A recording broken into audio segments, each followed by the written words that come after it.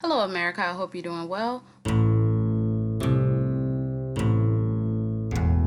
Welcome to my review of 90 Day the Other Way, Season 1, Episode 14, 15, 12, 13. I'm doing all three reviews today, so after this, you will see the family Chantel. After the family Chantel, you will see Claus. Um, I need to moisturize my hair. I know that I also need to get my life together, but while you're watching these videos, my life won't be together, so don't worry about it. So we see Jenny. Jenny is outside by herself. Submit is still with his family, and she is trying to get a ride. She doesn't. She keeps waving her hand, and people just think that she just waving at her. But she finally gets a ride. They finally take her to the employment office, and then I get annoyed. She's asking the man, do he speak English? He said, no, I don't speak English. Then she's like, I need a job. He's like, okay, do you have documents? And as much as you want to, he was saying he was speaking his language, but at like the core, he was saying documents, passport, ID. And she talking about she don't know what he's saying. You know what the hell he's saying. I hope that TLC had a translator there and they was just doing this for dramatic effect, but it was stupid. Anyway, we see Jenny. Jenny says that she's going out tonight because she wants to go to an internet cafe to talk to her daughter. So she walks there. It's very dangerous for women to be out, especially a blonde hair, blue eyed woman. Blonde hair, blue eyed white lady, as Submit said. But she walked out there. She tells her daughter that Submit left. Of course, her daughter is angry because, like, why? She says it's been really hard for her, being here by herself, and she misses her kids and her grandkids. And she's wondering, did she make a mistake? And maybe he doesn't want to marry her, and maybe he can't go against his family. So we see Submit. Submit has literally had to sneak out. He said these words: I had to sneak out to go see Jenny. Sneak out like a 5 or 10 year old. Anyway, Jenny says that this was not the deal. Okay, this was not the deal. When I came my ass, I know I ain't got no eyebrow over here. Don't worry about it. When I came my ass over to these Indian states, I was gonna say United States. The deal was not for you to go live with your parents because they want you to. So Submit says that he's under a lot of pressure and everything is coming at him fast. She tells him that she left at night, and he like, oh, so you just so big and bad to leave? And she like, yeah, I'm big and bad to leave because I wanted to go out. I wanted to do things, and unless you're gonna be here and do things with me and actually be in the house with me, then I'm gonna continue to do things. Okay. And she's like, I feel like I'm your damn mistress. You got me up in this like apartment while you out with your wife and stuff. And he was like, no, you're not my mistress.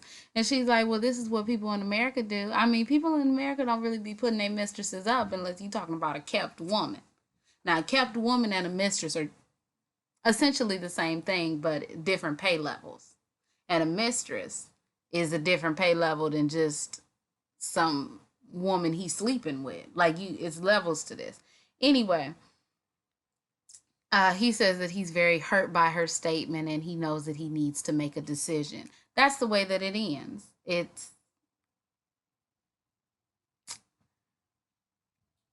I didn't know that she was literally 30 years older than him. She needs to go back to America because I, as a 60-year-old, would be damned if my 30-year-old man had to sneak out of his parents' house to come see me. Next, we see Devin. Devin is about to go in for her C-section, and she wishes that Ji Hoon would be there because she's very nervous, but she knows that she cannot stress because she has high blood pressure. So Ji Hoon and his parents are watching over video call, and he says that he's a bad father because he can't physically be there. So I guess her mother said that once they cut her open, it'll be 6 minutes until the baby is in the world. Jihoon is heartbroken that he isn't there, but they have the baby. I mean, I'm not, I just, this whole birth thing is a lot, huh? Like, it's too much. Anyway, so it's been 2 weeks since the baby has been born, and the baby's young. Lung wasn't fully developed, so he was in the NICU for I don't know how long. But now he's healthy. It was a very hard process, and she wished that Jihoon would have been there, but he is on his way today. So her mother, Felicia, Felicity, goes to the airport to pick him up. He is there. He's like, "How is she?" She's like, "It's fine. She just, can't drive because of the surgery." Yikes. So he finally meets the baby. He apologizes that he couldn't be there, and he says in the confessional that this is something he'll regret for the rest of his life. She has to teach him how to hold the baby and how to change the baby's diaper because this is his first child. And when he changes the diaper, did he smell the wipe? I don't know, but he smelled something. And I'm like, don't smell it. It's poop. What are you talking about? Um, Even though she's moving halfway across the world for this man, she will do it for her son because she wants her son to have his father in his life, even though where's Drusilla's father. Um, but Jihoon hasn't proven yet that he is as trustworthy, not trustworthy, but that he is as dependable as she needs him to be. Okay, that's the end of their story. You see, y'all, I'm knocking these out. I got two more to do, and I want to be done by 3, and it's 2:17. So, yeah. So we see Tiffany and Ronald. They think it's time for a damn baby. I know they had the baby, so I guess they did think it was time for a baby. But to be quite honest,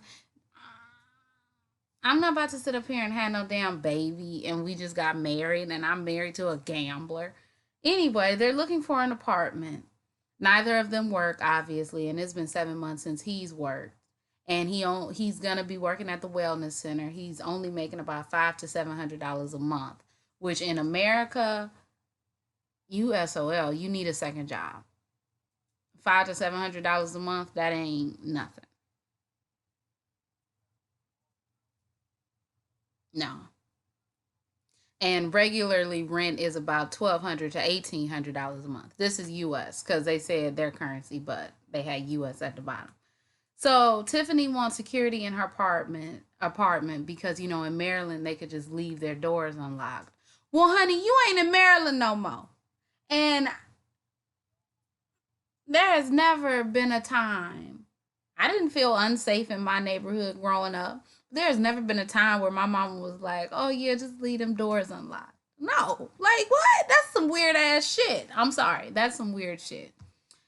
They go to look at a property and it has an electric gate, and Tiffany says it's nothing like the U.S. Well, you're not in the U.S. You're in South Africa, and it's a 2 bedroom. They look at the downstairs bedroom. She says, "I guess this will be Daniel's room." And the real estate agent says to the camera, "I would never let my child sleep downstairs because if a burglar were to break in, the adults could handle it and I'd have like a signal to send them upstairs." Look, let me tell you something. If that don't scream that, and I know every place is unsafe. Like, I'm from America. I can't sit up here and say it's unsafe and niggas going around massing all out here. But for that real estate agent to say, "I wouldn't even let my son sleep or my child sleep downstairs," that's a little bit TW. Too much. Okay. Just a little too much. Ronald thinks that she's maybe blowing it out of proportion, but he understands, that she's not from here. And now, after they've gotten married, Tiffany is having serious doubts. Um, Tiffany says so to the real estate agent. So, is this going to prevent, because they have bars on the wall, is this going to prevent the people from coming in?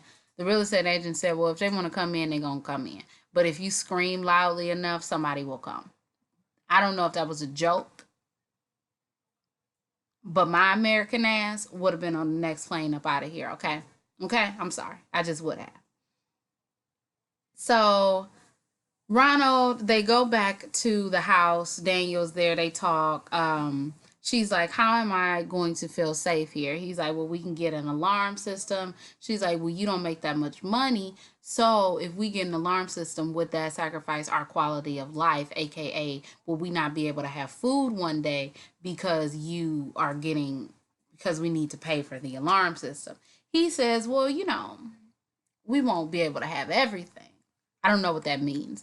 But she says, "I just feel like we should try to take you to the United States, or at least try to file the visa and see if it works."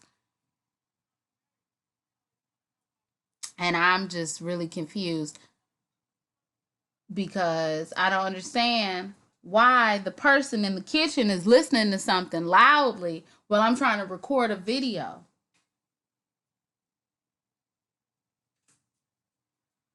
I just don't understand because you knew you was marrying a criminal. You knew you was marrying a criminal. So like you whatever. Oh, he says, "How about you just stay over here for about 2, 3 years and we what 2, 3 years and you not gonna have a record? What are you talking about? 2, 3 years? Just like Andrea and this whole stay here for 6 months. No, I'm not.